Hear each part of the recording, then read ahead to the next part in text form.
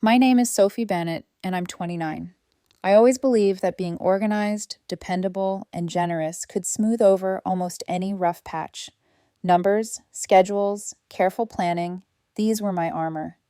I managed my career in corporate finance, and I prided myself on staying ahead, both at work and in life. For the past 2.5 years, I'd been with Liam Carter, 31, charming, smart, ambitious. He was a software engineer, a quiet force of logic and problem solving, the kind of man who could untangle the most stubborn technical problem in minutes. I loved him, not in the whirlwind, dizzying way of first crushes, but in a steady, trust-filled way. Everything felt balanced until the conversation that would shift the axis of our relationship. We were discussing wedding plans when Liam casually said, "Once we're married, your student loans will be our problem to solve together." It wasn't the idea that shook me. It was the casual precision in his words, as if mentioning milk on the grocery list.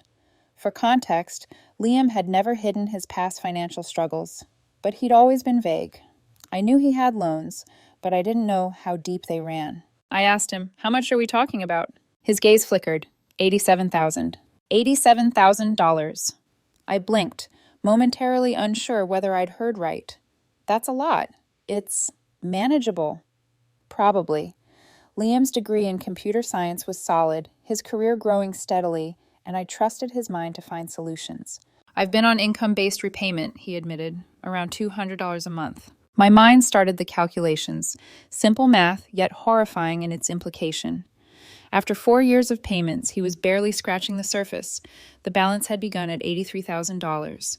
In 4 years, despite paying nearly $10,000, the debt had grown. Classic IBR trap. I asked gently, "Can you show me your budget?" He froze. Budget. That's when I realized Liam didn't track his finances at all. Despite earning $78,000 a year, he didn't know where his money went. "Okay," I said softly, "we'll figure this out together." 2 hours later, I had a full picture. The BMW with a $28,000 balance, insurance at $220 a month, subscription boxes, meal services, streaming services, boutique gym, regular gym, coffees, dining out, shopping sprees. Liam was floating on credit cards, 3 of them, totaling $11,000. He sighed. "So, what do we do?" I spent the next 3 days creating a plan. Spreadsheets, scenarios, color-coded projections, a roadmap to debt freedom. By Sunday evening, I had it all ready. Liam perched on the couch, coffee in hand, eyes wary but curious. "Step 1, I said, pointing at the graph. Sell the BMW. You owe $28,000. We can buy a reliable used car for $8 to $10,000. It eliminates the $580 monthly payment." His smile flickered. "Sell my car, but it's important to me." "I know," I said, "but I also know being debt-free matters more. You want freedom, right?" He hesitated. "I guess." Step 2, reduce discretionary spending. Gym memberships, meal deliveries, subscription boxes. Step 3, cut shopping to $200 a month. Step 4, dining out. $200. Cooking at home would be cheaper. "This is insane," Liam said, pushing the laptop away. "You want me to live like a peasant?" "I want us to have a future," I replied firmly. "We're in this together. We both make sacrifices." I showed him my plan. I'd cancel my extra expenses, put bonuses toward his debt, postpone the wedding if necessary. He stood shaking. "You're trying to control me. This is financial abuse." "No, Liam," I said softly. "This is math. This is survival. You owe $98,000, making $78,000 a year. Without change, you'll pay this for decades. I can't fix it for you. You need to participate." He stormed out to Melody's, his best friend, leaving me with spreadsheets and a quiet apartment. The next day, Liam returned, calmer, offering compromises. Cancel the meal service, reduce dining out slightly. Progress, but barely scratching the surface. He refused the car. I asked, "What matters more, appearance or freedom?" He didn't answer. The tension hung like storm clouds. Something had to give. I texted Melody, trying to understand Liam's perspective. She confirmed what I suspected. Liam had been under illusions about normal debt levels. He was trying, but trapped in denial and pride. The situation escalated over the following days. Bills left around, sighs at payments, dramatic complaints about spending. The breaking point came when I returned home to find him crying over the laptop, the numbers overwhelming him. "I'll do whatever it takes," he whispered. I pulled out my spreadsheets. "Then we start now. First step, BMW for sale." "What? But I need it for work." "Then get a second job?" I asked. "We both make sacrifices. That's what partnership means." His face fell. "You mean you're leaving me over this?" "I'm leaving over character," I said. "Partnership means shared responsibility. I can't carry this alone while you cling to luxuries." He left, furious and heartbroken, staying with Melody. Texts flew, guilt trips, promises, but nothing changed. The entitlement escalation was swift, dramatic, and unrelenting. In that moment, I realized being logical, prepared, and principled wasn't cruelty. It was self-preservation. Liam's willingness to manipulate, avoid responsibility, and cling to appearances threatened everything we could have built together. And I would not be complicit. By Monday morning, Liam had moved in temporarily with his best friend Melody, but the storm followed him like a shadow. Texts, calls, passive-aggressive memes. He wasn't silent. He was loud in all the ways that demanded attention. I kept calm, refusing to respond impulsively, but every ping of my phone felt like an intrusion into my carefully measured life. The real pressure began when Liam's mother, Patricia Carter, got involved. She called early Tuesday, her voice clipped and sharp. "Sophie, what you're doing to my son is unreasonable. Financial abuse, manipulation. He can't survive like this." I took a deep breath. "Patricia, Liam isn't a child. He's 31. He's responsible for his debts, not me. I'm not manipulating anyone. I'm holding him accountable." There was silence, then a tense exhale. "You can't just leave him in this situation. It's your duty as his partner." I almost laughed. Duty? His debts, his choices. I've offered solutions, guidance, support. He refuses to participate fully. That's not my failing. The conversation ended abruptly, Patricia's disapproval hanging like a storm cloud, and the guilt campaign had begun in earnest. Texts from Liam, pleading, arguing, crying, sometimes all in the same message. He wanted me to fight for him, to beg him to return, to absolve him of responsibility. I didn't. Then came Wednesday. Liam showed up at my office. He looked tired, frazzled, holding coffee in one hand like a weapon of peace.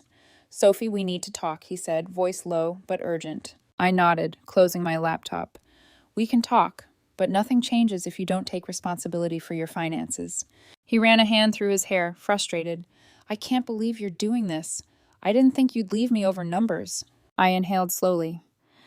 "It's not the numbers. It's your unwillingness to address them. It's the denial. It's the pride that keeps you from change. I can't carry the weight of a life we both want while you cling to illusions." He flinched. "You're being cruel." I shook my head. "I'm being honest. I love you, but I won't be manipulated or trapped by someone refusing to act. Love without accountability is meaningless." He leaned back, jaw tight. "So that's it? You're done?" "Yes." The fallout was immediate. Liam began telling friends we were in a fight, painting me as cold, unreasonable. Social media became a battlefield. I received messages from mutual friends, some confused, others angry, asking why I wouldn't compromise. It escalated further when Melody, ever the mediator, tried to broker peace. "Sophie, maybe you're too harsh. He's struggling. Give him a chance." I looked at her steadily. "I've given him chances. Weeks, months. He refuses to act. This isn't harsh. It's necessary." Meanwhile, Liam's mother called again, this time calmer, but no less insistent.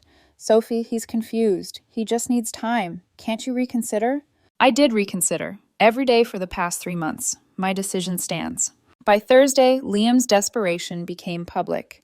He posted a vague status online. "Sometimes people leave when you need them most." Sympathy flooded in. People began sharing memories of our relationship, our milestones, our laughter, now reframed as evidence of my coldness. I considered responding, but then remembered the core rule. Do not justify, do not argue, do not participate in the narrative he wanted to create. Instead, I focused on the plan I had meticulously prepared, buying a small condo, stabilizing my finances, protecting my independence. Friday morning brought the first glimpse of the truth. A mutual friend sent me a screenshot. Liam posting a photo with his ex-girlfriend, Tessa, the one he'd mentioned casually months ago, the just friends friend. Caption: sometimes you have to let go to realize what you really need. The timing was uncanny. 2 days after his dramatic calls, his despair, his threats of homelessness, that was his version of moving on? I stared at the screen, a mix of betrayal and clarity washing over me. Emotional infidelity, yes. Physical? Not yet. But the truth was clear. He had already started emotionally abandoning me for someone else. The weekend was a blur. Liam tried one last Hail Mary, appearing at my new condo with flowers, apologies, tears. Sophie, I've made mistakes. I can change.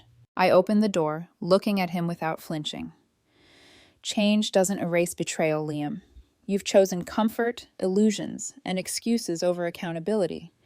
You've started another chapter while expecting me to remain in the first. He dropped his gaze. I didn't mean it like that. I stepped aside, letting him leave. No shouting, no begging, just firm closure. I didn't need to argue. I had my truth, and it was enough. By Sunday, the condo was quiet, orderly, mine. No drama, no emotional manipulation, just the satisfaction of self-preservation. I realized, with a mixture of sorrow and relief, that love without responsibility is a trap, and I would no longer fall for it. Monday morning brought the first real test of my resolve. The condo was quiet, serene, and mine, but the outside world wasn't so peaceful. Mutual friends began reaching out, some curious, some accusatory. Sophie, are you sure you're doing the right thing? Or, Liam looks so broken. Can't you give him another chance? I read the messages, a small smile tugging at my lips. Broken? Maybe. But he wasn't broken by my actions. He was broken by the choices he refused to make. Accountability had never been his strong suit. By midweek, the truth started leaking into social circles. Liam's ex, Tessa, was suddenly more visible, posting stories of weekend brunches, new books, long walks. Liam was there, smiling, laughing, the man I once thought would fight for us, now dancing to someone else's tune. I received a message from Melody. You saw it, right? I told him. I warned him. He's moving on. I replied simply, I did, and I'm relieved it's clear now. Thursday afternoon, I ran into Liam's father, Robert Carter, at the grocery store. His eyes were tired, yet there was a kind of acknowledgement there. Sophie, you did what was necessary. I've seen what's been happening. He's lucky to have you set boundaries. I nodded. Thank you, sir. I just needed to protect myself. Robert's expression softened. Sometimes people need the wake-up call that responsibility has consequences. You gave him that chance, and he chose differently. It felt good to hear. Validation not for revenge, but for clarity. Liam wasn't the enemy. He was simply a man unable or unwilling to grow with me. By Friday, the social media narrative had escalated. Liam was posting about how sometimes you find love in unexpected ways. Subtle hints about Tessa, their happiness together. Curious, I scrolled carefully, not out of jealousy, but observation. Emotional distance had given me clarity, not longing. Then came a call from Patricia Carter, this time calmer, almost conciliatory. Sophie, I've spoken with Liam. He's been reckless, unprepared for adult responsibilities. I see now you acted appropriately. I exhaled, a weight lifting. I hope he learns from this, Patricia. That's all I want, for him to grow. Saturday brought a surprise. Keith, my neighbor and longtime friend, invited me to a small weekend gathering. His wife's friend, Allison, was there, a kindergarten teacher, avid hiker, organized, kind. Conversation flowed easily. Laughter came naturally. For the first time in weeks, I felt a sense of normalcy, maybe even possibility. That night, as I returned to my condo, I looked around. Every piece of furniture, every organized corner reflected independence. The emotional chaos of the past month, the threats, the guilt, the social drama was behind me. Liam had chosen his path. I had chosen mine. By Sunday morning, I had a routine again. Coffee on the balcony, a notebook filled with plans, and the comforting realization that I was no longer negotiating my worth with someone who didn't value it. Messages from mutual friends began trickling in. Updates on Liam and Tessa, gossip, apologies, admissions that they hadn't seen him clearly. I didn't respond. My life was mine to curate, not reactively manage according to someone else's failures. The week closed with the sense of peace I hadn't felt in years.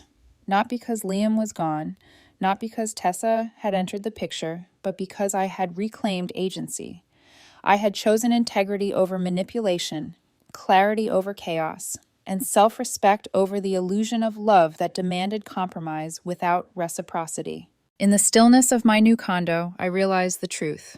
Love without accountability is hollow. And sometimes letting someone go, no matter how much you care, is the only way to preserve your own heart. The start of the new week felt surreal. Sophie woke up to sunlight streaming through her windows, the hum of a peaceful street below, and, most importantly, the absence of chaos. She made herself a cup of tea, letting the warmth seep into her fingers, a quiet ritual that now symbolized freedom rather than mere routine. Her phone buzzed with messages from friends, family, and even acquaintances, all curious about the aftermath of the breakup. But Sophie didn't scroll obsessively.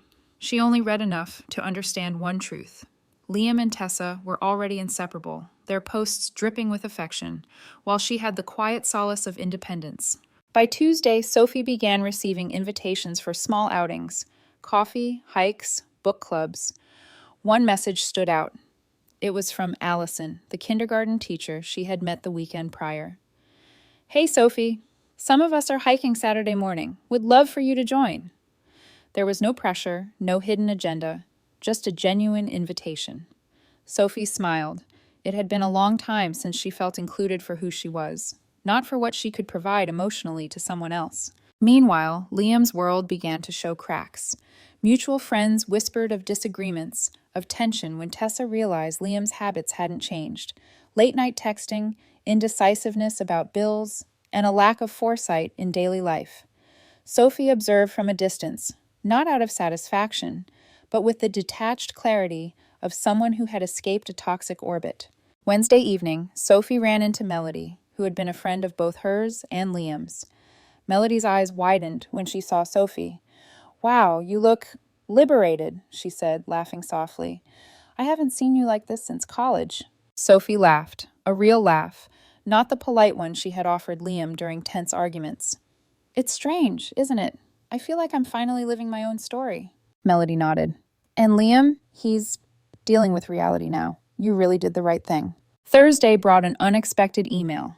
Liam, flustered and unprepared for adult independence, had reached out, not to reconcile, but to plead for advice. His words were clumsy, remorseful, yet tinged with entitlement. Sophie read it carefully, then set it aside. There would be no intervention, no rescue. He had made his choices. The consequences were his alone. That evening, Sophie joined Allison and a few new acquaintances for a casual dinner.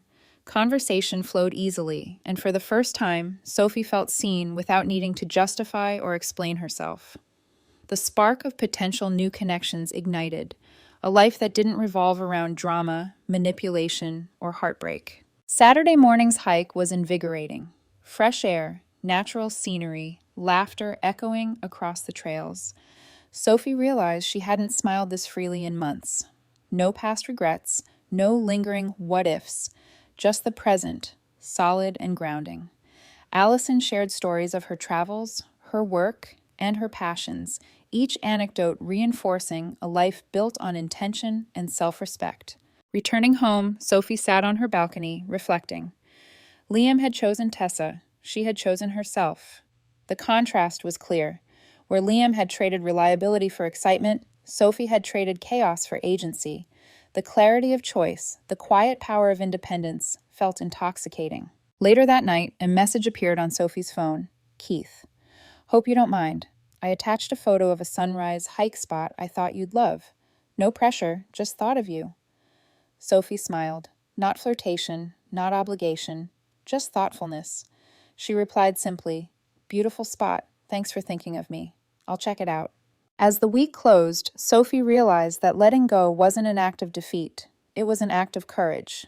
She was no longer tethered to a partner who undervalued her, no longer ensnared in drama she didn't deserve. Every decision, every boundary she'd set had led her here, to clarity, to peace, and to the possibility of genuine connection. By Sunday, Sophie had a quiet routine of her own, punctuated with laughter, adventure, and moments of reflection. She hadn't sought revenge, nor had she lingered on bitterness. She had simply chosen to reclaim her life, and in doing so, discovered something far more valuable than any romantic attachment: self-respect, dignity, and the quiet thrill of being unapologetically herself. Monday arrived with a sense of calm Sophie hadn't experienced in years. No frantic calls, no messages dripping with guilt or manipulation, just the quiet rhythm of her own space. She brewed coffee, watching morning light spill across her apartment, and felt a profound gratitude for the simple things: independence, stability, and control over her own life. Meanwhile, news of Liam and Tessa's relationship began to trickle in through mutual friends. Contrary to the image Tessa projected online, the reality was far less glamorous. Liam's predictability, the very trait Tessa had mocked, clashed with her impulsive and demanding nature. Arguments over bills, household chores, and schedules erupted. Friends reported Tessa's social media posts growing frustrated and desperate. Why isn't he more ambitious? Why won't he plan things? Sophie felt a quiet sense of closure reading these updates. Not satisfaction, not gloating, just clarity that the chaos she had escaped wasn't a fantasy. She'd been right to set boundaries, to refuse to beg for love that wasn't there. By midweek, Sophie received a surprising text from Allison. "Hey, some of us are going to volunteer at the community garden Saturday. Would love for you to join. Bring your energy." Sophie felt a spark of excitement she hadn't realized she was missing, the thrill of engaging in life for herself, not for a partner's validation. She replied eagerly, "Count me in." Thursday brought an unexpected encounter with Liam. He appeared outside a cafe where Sophie had arranged to meet Keith and a few friends. His face carried a mix of regret and disbelief, clearly noticing Sophie's composure, her quiet confidence. He approached hesitantly. "Sophie, can we talk?" he asked. Sophie looked at him steadily. "We already did, Liam. You chose Tessa. I chose myself. That's the end of it." "But I realized I made a mistake," he stammered. "I didn't see things clearly, and I—" Sophie interrupted gently, yet firmly. "I'm glad you're learning, but your lessons are yours to live, not mine to fix.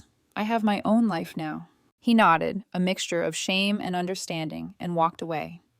Sophie felt no anger, no desire for reconciliation. Only relief. The weekend brought the community garden event, vibrant with life and laughter. Sophie worked alongside Allison, Keith, and new friends, digging, planting, and sharing stories. For the first time in years, she felt a sense of belonging, not as someone tethered to drama or obligation, but as herself. During a quiet moment, Allison handed Sophie a small plant. "For you," she said, smiling. "Something to nurture, just like your own life." Sophie held it close, realizing how far she had come. The plant was fragile yet full of potential, much like her own journey from chaos to self-determination. She smiled, truly and deeply, understanding that independence wasn't a punishment or a lonely path. It was empowerment. That night, Sophie returned home to a text from Keith. "Saw your post about the garden. Looks like you had a great time. Coffee Sunday?" She replied simply, "Would love to." As Sophie prepared for bed, she reflected on the past weeks. Liam's betrayal, Tessa's ambition, the heartbreak, and the emotional roller coaster all had led her here, to a life she controlled, to choices made with clarity and dignity, to the freedom to build meaningful connections. She realized that love wasn't about sacrifice or enduring disrespect. It was about mutual respect, alignment of values, and the courage to walk away when those weren't present. In reclaiming her life, Sophie had discovered not only peace, but a profound joy she hadn't known she was capable of experiencing. For the first time in years, Sophie slept without tension, without anxiety, and without regrets. She had survived, grown, and thrived, and the world felt vast with possibilities, each moment hers to claim. And somewhere in the quiet hum of her apartment, Sophie whispered to herself, "I am enough, I am free, I am ready."